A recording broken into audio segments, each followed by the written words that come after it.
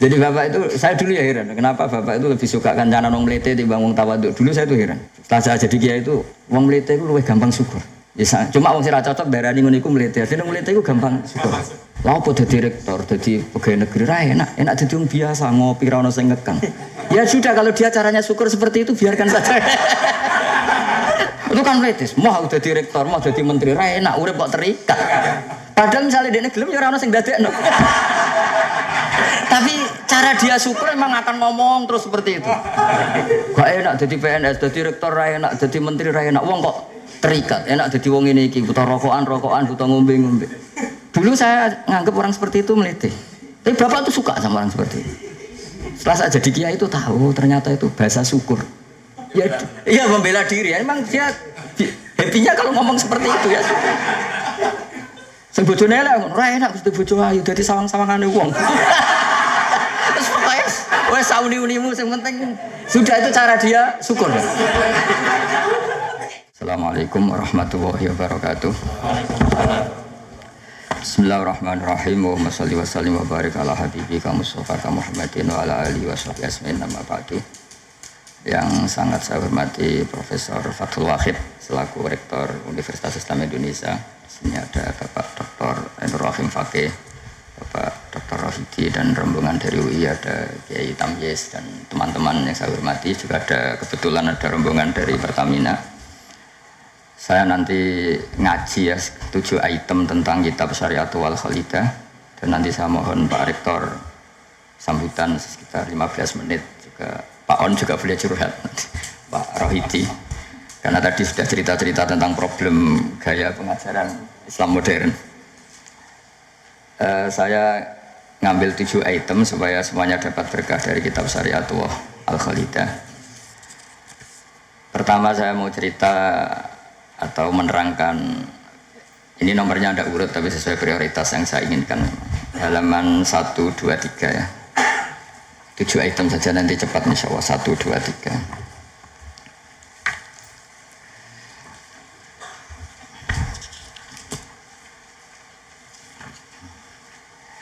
Nah, ini diterangkan di antara makalah ya, mutiara makalah yang disampaikan oleh Sayyid Hasan bin Ali, yaitu cucu Rasulullah SAW. Ketika ditanya oleh Imam Hasan Basri, kita tahu semua sanad Thariqah sebelum Sayyidina Ali semuanya lewat siapa? Hasan Basri. Terus di Jawa jadi Hasan Besari, jadi macam-macam itu. Tukang ngeleh jeneng Jawa itu. Itu di antara makalahnya itu malam yu'min bi qadaillah wa qadari khairihi wa syarrihi faqad kafara. Tapi waman hammala dzambahu rabbahu faqad fajara. Jadi kalau orang tidak berkeyakinan qada qadar khairihi wa syarrihi minallah, dia berstatus kafir. Tapi orang yang mengkambing hitamkan Allah ketika dia dosa, faqad fajara. Dia itu orang yang enggak benar. Jadi ini sudah tengah-tengah, karena masyhur itu ada ulama ahli sunnah yaitu Imam Sanusi berdebat sama orang Mu'tazilah itu semalaman. Mu'tazilah itu tetap kokoh keburukan itu tidak dari Allah. Alasannya Allah itu memerintahkan kebaikan, masa menghendaki keburukan. Tapi pikirannya Imam Sanusi, idzan waqa'a fi mulkihi ma la yuridu. Alam raya ini kan seringnya banyak maksiat daripada taat. Berarti di alam ini lebih banyak yang terjadi bukan kehendaknya Allah. Berarti Allah kalah dong kalau gitu. Karena ingin baik ternyata yang terjadi buruk. Jadi ini kan problem. Kita sebagai mukmin juga problem. Mau nisbatkan jelek ke Allah tidak pantas. Mau bilang elek itu kreasi setan mayoritas. Berarti yang menang partainya setan, itu kan ribet. Yaitu faqad kafar. Orang yang mengingkari qada qadar itu kafir. Tapi ketika kamu dosa kemudian bilang kehendak Allah itu faqad fajar. Kamu pecundang. Nah, ini sudah tengah-tengah. Jadi implementasi ini monggo mawon sementing ini itu makalah-makalah yang disampaikan Sayyid Muhammad. Terus sekarang halaman 14 ya. Dia ngambil 7 item. Ini acak saja karena ya emang kan nggak mungkin nih Pak On ngaji lagi kan, sudah sepuh ya. Udah ini teman saya lama, paling lama saya berteman di UI itu Pak On. Ini bawanya Pak Zeni dulu. Pak Zeni juga pernah ke sini. Itu kalau nekuni tafsir itu ya pusing. Enak yang tinggal baca. Saya tuh sering debat sama Pak Zeni itu sampai jam 2, jam 3 di kantor itu di Badan Wakaf ya dulu, bekasnya rektorat. Itu kalau nggak selesai itu beliau jam 4 ke kontrakan saya. di ketonggo. Karena kita ini sangat fikih. Pak Zaini itu dulu kan fakultasnya adab. Beliau di sastra Pak Tamjiz. Jadi beliau lebih mengedepankan aspek balaghah lah. Saya fikih. Misalnya gini, sama terjemah ini kalau bisa ya hebat, sudah bisa boyong. Misalnya az-zani la yankihu illa zaniatan. Itu ayat hukum apa ayat faktual? Di ilmu ushul fikih itu diteliti. Kalau ayat hukum berarti maknanya pezina itu enggak boleh nikah kecuali dengan pezina. Pertanyaannya, jenenge zina kok ora kepengen nikah, kepengin kumpul kebo, mbok ndak usah dilarang ya sudah. Ndak nikah kan memang dari awal sudah kumpul kebo, ngapain nikah ya? Jadi kalau diharamkan gunanya apa? Mereka sudah tiap hari kumpul kebo. Apa itu ayat faktual? Maksudnya Allah cerita al-waqi'ah, waqi'atul hal. Kalau dalam ilmu usul fikih, waqi'atul hal itu gini. Jenenge wong zina iku trene ya untuk wong sing padha-padha zania. Kan gak mungkin zanen kenalan mbek hafidhah gitu. Hafidhah kenalan. Jadi karena masa lalunya itu temannya itu ya untuk ya itu. Jadi itu bukan masalah hukum, tapi masalah faktual. Jadi kalau dosen ya untuk dosen kan kira dokter ya untuk dokter kan kira-kira gitulah. Orang itu akan mendapatkan sesuai komunitasnya. Kalau mahasiswa sesuai yang dipacar lah, orang akan menikah sesuai yang dipacar. Pada terakhir balik. Yang dulu-dulu kan gagal. Nah, itu bedanya jauh nanti. Kalau itu dianggap ayat faktual, maka nggak dianggap nasah mansuh. Tapi kalau itu dianggap ayat hukum, pernah ada hukum bahwa orang yang soleh nggak boleh nikah zania. Terus hukum itu dimansuh oleh ayat wa ankihul ayama minkum wassolihin min ibadikum wa iman. Oh itu kan nggak bisa selesai. Mbok Sya'rawi, Mbok Imam Suyuti itu tidak akan selesai perdebatan seperti itu. Nah, kalau menurut asbabun nuzul ya mirip iya mirip enggak. Jadi dulu itu sahabat dulu kan punya masa lalu lah. Di antara sahabat itu ada yang punya pacar perempuan cantik, namanya tuh Anak. Ketika dia sudah Islam sudah baik, masih kangen sama pacar lamanya. Pacarnya itu di Mekah. Ketika Fatu Mekah ingat lagi. Jadi kayak mantannya sampean terus rondo nilai meneh. Ini manusiawi sekali terus. Walhasil terus tanya, ya Rasulullah kalau saya nikah anak boleh enggak? Tapi dia masih begitu, maksudnya masih profesinya masih seperti itu, masih PSK lah kira-kira gitu. Kira-kira baghiyah kalau dalam bahasa Arab itu baghiyah. Terus karena si cowoknya ini sudah afif, sudah soleh, sama Quran dilarang, jangan. Kamu orang soleh kok nikah sama yang seperti itu. Larangan ini itu larangan hukum, apa larangan sosial, apa larangan etika, itu perdebatannya ulama usul fikih. Kalau larangan hukum, itu jelas kelirunya justru Islam tuh ingin yang zania tuh nang nikah dan statusnya zania itu hilang. Makanya Nabi itu punya sekian sisi unik karena beliau kadang ngendikan hukum, kadang ngendikan etika, kadang ngendikan tadi faktual, waqi'atul hal. Misalnya begini, ada seorang zania. Ini saya cerita aspek fikih ya. Zania sudah hamil, dinikahi orang lain. Ini harus melahirkan dulu apa enggak? Hampir semua ulama bilang enggak usah karena enggak perlu ada apa? Iddah. Untuk zania enggak perlu iddah karena iddah itu kan untuk nikah yang sah. Tapi suatu saat Nabi itu pernah ditanya, ya Rasulullah ada orang yang biasa kumpul kebo, lelaki dan perempuan bisa kumpul kebo, sekarang sudah nikah. Itu Nabi ngapresiasi dan beliau ngendikan qad kharaja min sifahin ila nikahin. Ya baguslah sekarang yang tadi malam mungkin masih berstatus kumpul kebo, gara-gara nikah sekarang kumpulnya sudah kumpul nikah. Jadi Nabi komentar qad kharaja min sifahin ila nikahin. Dia sudah keluar dari tradisi kumpul kebo menjadi tradisi yang baik yaitu nikah. Hubungan intimnya sudah berstatus nikah. Makanya kita-kita yang kiai itu kalau ada orang minta dikawinkan itu bingung. Bingungnya kalau langsung dikawinkan geger BKUA. Kalau enggak yang nakal lah. Justru kalau kayak Kangkang nggak nakal itu nggak wajib menikahkan sekarang. Nanti 40 tahun lagi ya nggak apa-apa. Tapi kalau orang nakal itu malah harus. Kalau minta dinikahkan sekarang kok kamu tidak mau, kan bisa aja malamnya gitu lagi. Padahal kalau kamu mau menikahkan, kumpul malamnya nanti sudah halal ya sudah. Tapi kalau kamu tidak nikahkan, kumpul kebo dan kuncinya di kamu karena kamu disuruh.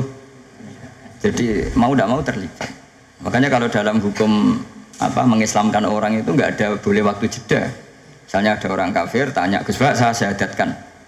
Itu kok saya bilang sudah duduk dulu ngopi dulu. Itu saya ikut murtad. Karena membiarkan dia sekian menit dalam keadaan kafir yang saya bisa menghilangkan saat itu juga, maka harus langsung disyahadatkan. Karena ibqa alal kufri kufrun, menetapkan kekafiran itu Ya nggak boleh saya mandi dulu atau ngopi-ngopi dulu, nggak boleh, harus langsung. Ibarat gini lah, kafir itu kan taruhannya neraka. Ibarat ada orang kecelakaan, kamu pas pakai celana pendek di jalan, kan nggak boleh kamu tak pakai baju dulu. Sedang dipelindes truk lagi kan, harus langsung. Meskipun Anda dalam kondisi yang tidak sempurna. Nah, resikonya tadi pas kamu bikin kopi ternyata orang itu mati, berarti matinya mati kafir. Yang andai kan langsung kamu talqin syahadat, dia mati Islam. Begitu juga orang yang kumpul kebo minta kamu nikahkan sekarang. Kalau kamu nikahkan maka nantinya sudah kumpul nikah. Tapi kalau enggak, nah tapi kalau orang soleh seperti ini biarin aja nggak apa-apa. Jadi orang soleh itu ya ada resikonya karena fikih tidak mengharuskan nang nikahkan itu. Nah itu dibicarakan oleh ulama-ulama itu. Jadi apa? Nah lagi kembali tadi azani la yankihu illa zaniatan aw musyrikah. Itu faktual, apa hukum, apa etika. Ya kita mau tidak mau debat karena kita nggak punya pilihan. Ulama ada mengatakan tunas samanso, ada yang nganggap itu waqiatul halannya, ya kondisi sosial pasti seperti itu kan. Nah masa zani misalnya terus akrabnya sama hafizah atau solihah kan kemungkinan itu kecil. Kalaupun akrab ya mungkin yang satu nipu kan, pura-pura ndak orang hidung belang kan. Nah itu mau tidak mau itu harus debat seperti itu. Terus kedua aspek yang sering saya debat dengan Pak Zaini itu aspek bahasa fikih. Bahasa fikih itu menuntut vulgar, nggak boleh kinayah, nggak boleh persemuan tarik. Kalau bahasa Pak Zaini karena beliau biasa kesusastraan itu lebih halus. Itu memang ya ribet. Ya karena kita sering tidak punya pilihan. Saya lagi sering tidak punya pilihan. Nggak boleh misalnya zina itu dibahasakan tidur bareng, nggak boleh. Karena kalau tidur bareng dihukumi zina berarti orang yang tidur bareng tidak melakukan itu boleh dirajam kan. Itu kalau dihukumi harus vulgar. Ada saksi yang menyaksikan itunya masuk sampai detail. Saksi ngerti tidur bareng atau berdempetan saja nggak boleh. Jadi ya agak kacau memang bahasa fikih itu mau tidak mau harus vulgar. Nah, resikonya orang-orang etik itu ndak mau. Nah, di sini terus misalnya ada masalah ketika aula mastumun nisa. Aula mastumun nisa itu bahasa sastra apa bahasa beneran gitu. Kalau bahasa sastra berarti Quran itu sangat halus sehingga membahasakan jima itu lamastum. Nah, Ibnu Abbas berpendapat itu atau kamu hubungan intim sama istri kamu itu membatalkan wudu. Nah, ini yang kelompok-kelompok tertentu berpendapat gitu, makanya untuk batal nunggu hubungan suami istri. Tapi ada ulama mengatakan lamastum memang benar-benar nyentuh, jadi sekedar nyentuh tangan ini sudah batal. Jadi efeknya ini besar. Yang satu bilang lamastum kinayatun anil jima sehingga untuk mengatakan batal harus nunggu jima. Yang satu ya memang lamisa, memang pegangan saja. Nah, terus jadi dua kelompok mazhab itu. Jadi memang perdebatan memaknai Quran itu ya mau tidak mau. Cuma kalau sama-sama ahli kan masih ada ringnya. Nah, sekarang yang ribet itu mau Quran Raiso isane terjemah melok nafsi itu musibah itu. Itu musibah besar. Nah karena Quran itu kalau bahasa itu diulang ini supaya maknanya itu begitu. Kadang sama. Makanya kata Imam Ghazali ngulang itu karena sama. Misalnya gini ya, tak beri contoh ya. Orang dosa itu pasti punya akibat ke orang lain. Disebut ajroma. Ajroma itu melukai orang lain. Innal ladzina ajramu kanu minal ladzina amanu yadhakun. Tapi nanti digenti. Kalau ajramu ini ditafsir digenti kafaru karena di belakang digenti fal yaumal ladzina amanu minal kuffar, bukan minal mujrimin. Jadi di depannya pakai kata ajramu, di belakang pakai minal kuffar. Misalnya tadi ada 3 kelompok di akhirat, menerima tangan kanan, menerima buku dengan tangan kanan, kedua dengan tangan kiri. Tapi yang terlalu buruk itu waro adzhari, menerimanya membungkungi yang ngasih. Jadi misalnya kamu malaikat yang ngasih buku, itu lama ya sudah, yang fatal itu ya sudah nerimanya dengan tangan kiri, dia membungkungi yang ngasih. Jadi sudah ngawur secara etika. Misalnya dipanggil si A sini, si malaikat tadi orang ini memang bakat buruk, pas nerima buku itu sudah sangat gak beretika, sudah dengan tangan kiri sambil membungkungi, sehingga malaikat ini semangat ngadapnya ya kumat lah, kumat mangkelnya itu sudah tidak beretik, sudah pakai tangan kiri. Tapi kita yang sopan itu kan menghadap pakai tangan kanan. Ya muni matur nuwun barang menapa. Sehingga terus jadi malaikat itu makanya semua nanti di akhirat. Nah, akhirnya kelompok itu hanya dua, kanan dan kiri. Nah, kiri ini yang ekstrim sampai ya sudah kiri. Nah, itu kata Imam Ghazali, jangan kira ada kelompok tiga, ya ada yang biyamini, bisimali, waro'a dori gitu maksudnya. Jadi sering seperti itu. Jadi hanya dua tapi diredaksikan tiga. Begitu juga neraka misalnya. Neraka itu kiai kuno nak darani digelundungno ning neraka. Itu bahasa paling bener ya.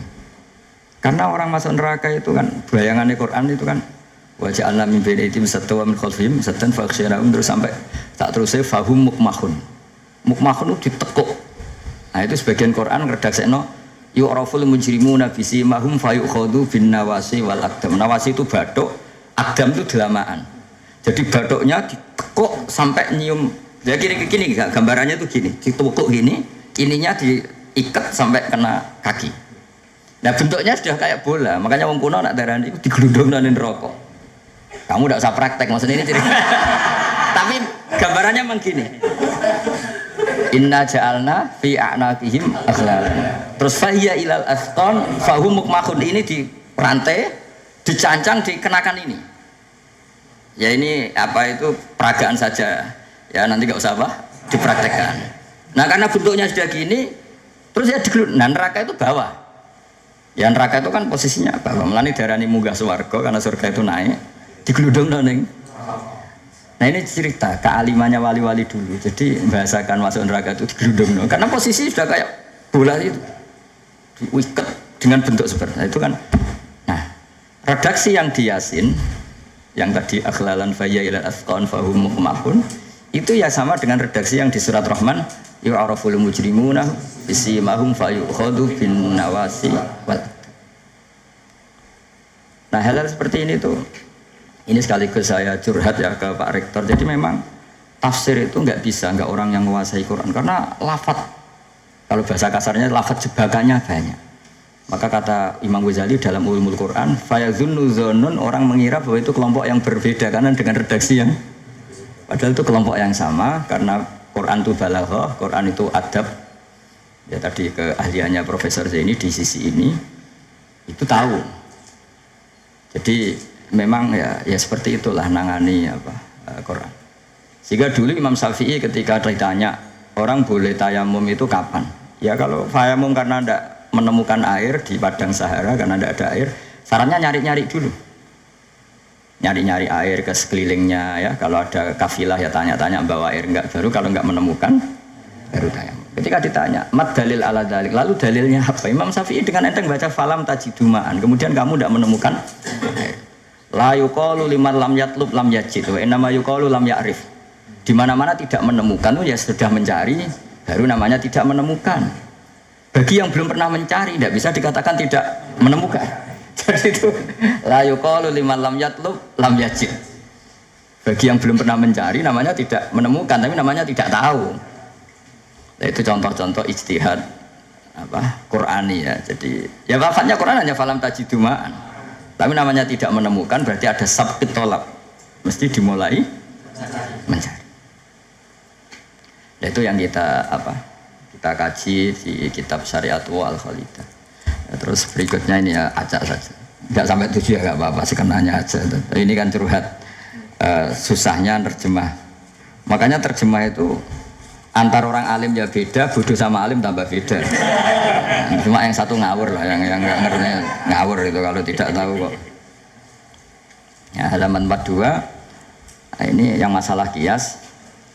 Fannasu wa ingkana khoson lakinnahu yasiru aman. Nas itu meskipun waqiahnya itu khusus, lakinnahu yasiru aman. Pada akhirnya menjadi umum. Ya.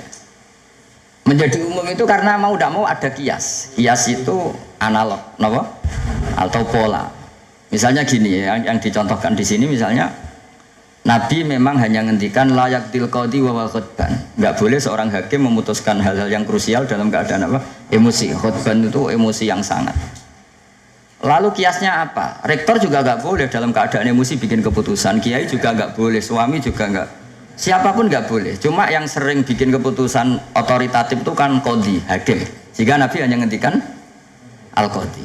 Lalu ulama mengatakan khutban itu kenapa tidak boleh? Karena orang kalau emosi itu akalnya agak mati paras lah gitu. Lalu itu tidak harus pas emosi ya. Ulama menamakan terlalu syahwat ya nggak boleh, terlalu lapar ya nggak boleh, hakin ngempet nguyah ya nggak boleh, ngempet ngising. Sehingga kata khutban kemudian diganti fi halatin yasu'u khalquhu fiha. Dalam keadaan yang dia nggak begitu normal. Di antara nggak begitu normal, terlalu syahwat ya nggak boleh, terlalu emosi nggak boleh, terlalu lapar, terlalu nahan kencing, nahan BAB dan sebagainya. Itu lafadz itu wan nasu wa ingkana khosan nas, meskipun khusus yaitu Allah Nabi hanya ngendikan khutban, tapi nanti menjadi umum berdasar hukum apa? Qiyas.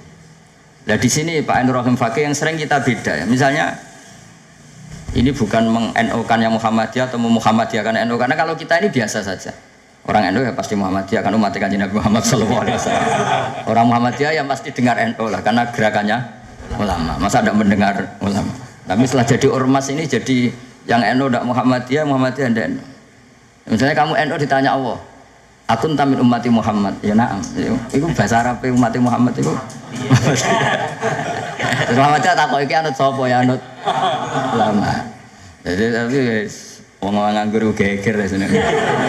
Nah kita termasuk yang nggak nganggur jadi rapati geger ini. Saya beri contoh. Nabi itu ketika habis sholat itu akbala aliyah Nabi wajih langsung berputar menghadap ke kita. Jadi kalau di Indonesia langsung menghadap ke timur. Itu ada yang mempraktekkan dan itu bagus, jelas semua teks hadis seperti itu. Tapi di beberapa hadis itu insorofaan yamini, kadang insorofaan simali. Karena begini, Nabi itu kalau sholat itu orang yang dari 7 kilo, 8 kilo semuanya lari kepengen makmum Kanjeng Nabi. Sehingga kalau makmum Nabi ini bahaya ketika itu sefur rawuh. Alhamdulillah memang janjian rawuh.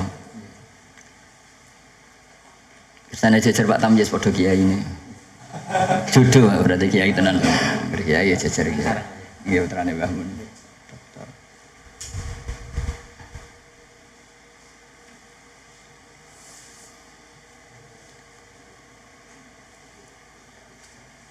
Mas, ini jajar Pak Tamjiz podo kiai ini. Oh bagus.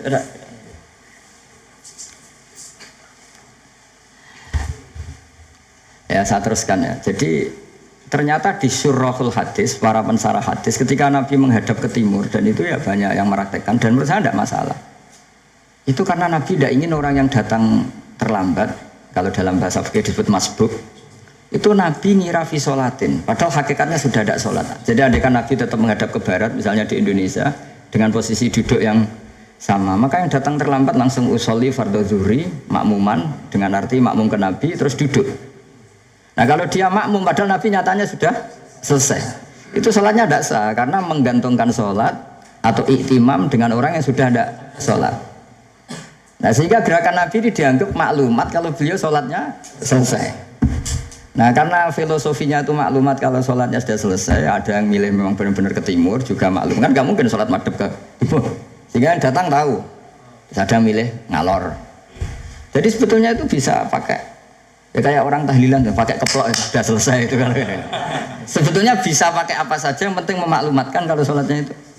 Nah, ini yang ngendikan tidak saya loh, kitab Fathul Bari karangannya Ibnu Hajar Al-Asqalani, Syarah Bukhari paling populer. Nah itu yang disebut Sayyid Muhammad wan nasu wa in kana khoson fa innahu yasirun aman. Ya kayak tadi misalnya laik tilqadi wa huwa khutban, kemudian khutban ini memasukkan semua kondisi yang kita kurang fit. Itu tidak boleh bikin apa? Keputusan. Qadhi juga kita ganti. Tidak harus qadhi Pak Rektor, Pak dosen, seorang suami kalau bikin keputusan jangan dalam keadaan yang khutban atau ngempet nguyuh, ngempet ngising, hakin itu. Kalau dalam bahasa Arab hafinan itu. Nah ini penting saya utarakan karena kalau kita terlalu tekstualis itu nanti kita naik Innova tidak perlu baca subhanalladzi sakhkhara lana hadza. Karena ayatnya itu kan wal khayla wal bighala wal hamira litarkabuha wa zina. Ini tidak ada Innova ini. Ayatnya ya litas tahu ala summa tazkuru ni'mata rabbikum idza stawaitum alaihi wa taqulu subhana. Ini kan jelas litas tahu ala zuhur. Ini Innova tidak ada zuhurnya, ini tidak ada punggungnya. Jelas ayat sebelumnya tentang wal khayla wal bighala wal hamira litarkabuha wa zina. Nah, jadi kalau terlalu tekstualis maka naik Innova Ferrari itu tidak usah baca subhanallah karena ayat ini tentang ya tentang tentang khimar dan seterusnya. Makanya kajian kitab Syariatul Khalidah dan alhamdulillah saya khatam dan saya tidak ngira bahwa sebenarnya saya khatam sudah 3 hari yang lalu tapi saya bilang kayak ada wangsit. Ini nanti ada khataman spesial lala Pak Rektor mau kesini tanggal 12 saya bilang ke santri-santri ya biar ikut hormat apa khatam. Jadi itu saja nanti saya mohon curhatnya Pak Rektor tadi sudah curhat di teras saya 15 menit Pak. Ya, sekitar 10 menit mungkin ke 10 menit. Nanti yang dengar kayak Mansur. Kalau Pak Rektor dengar mati-mati. Karena jadi rektor tuh hisapnya berat. Jadi dosanya itu seneng kayak keputusan nggak siap jadi objek keputusan. Begitu. Ya emang udah mau emang. Tapi itu bagus kata Bapak. Kata Bapak, gue kudu wani dadi kiai.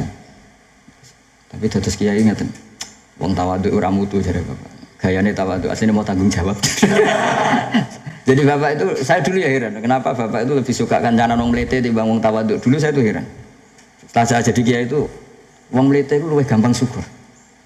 Ya, cuma wong sing ra cocok darani ngono iku mlete. Asline mlete iku gampang syukur. Lah opo dadi rektor, dadi pegawai negeri ra enak dadi wong biasa ngopi ra ono sing ngekang. Ya sudah kalau dia caranya syukur seperti itu biarkan saja. Itu kan mletis, mau jadi rektor, mau jadi menteri, ra enak, urip kok terikat. Padahal misalnya dia gelem ya ora ono sing dadekno.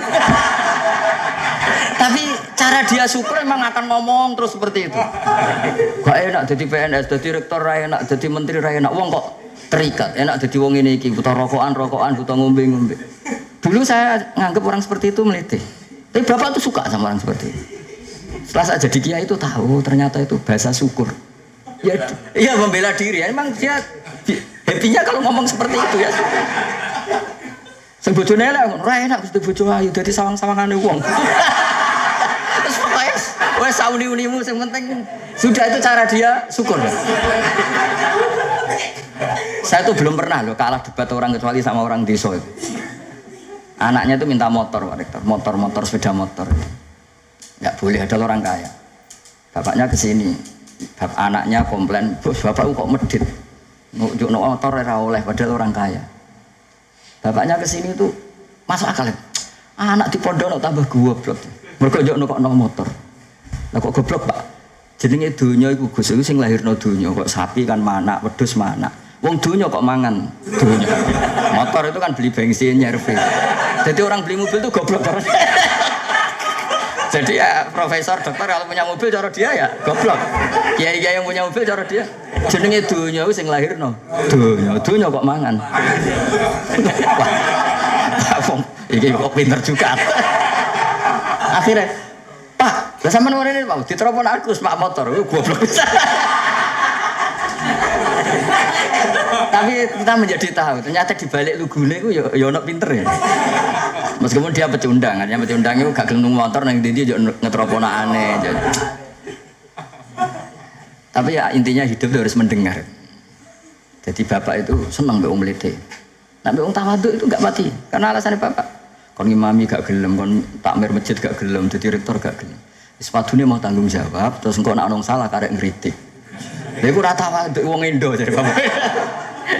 Nah ini cerita kearifan orang-orang dulu. Jadi orang-orang dulu kelihatannya seenaknya tapi sudah dihitung. Ternyata orang Melite itu ya dia membela dirinya sampai seperti itu. Membela gak gelem mau jadi menteri, jadi rektor, gak enak urip terikat. Ada nanti kan dia gelem ya ndak ada yang nawarin. Ya sudah, tapi cara dia syukur seperti itu. Bisa mohon sekali lah ini khataman Syariatul Khalidah. Mungkin saya mohon Gus Zofur untuk cerita hubungan Mbah Mun dengan Said Muhammad. Yang Pak Rektor sama Pak On ini curhat.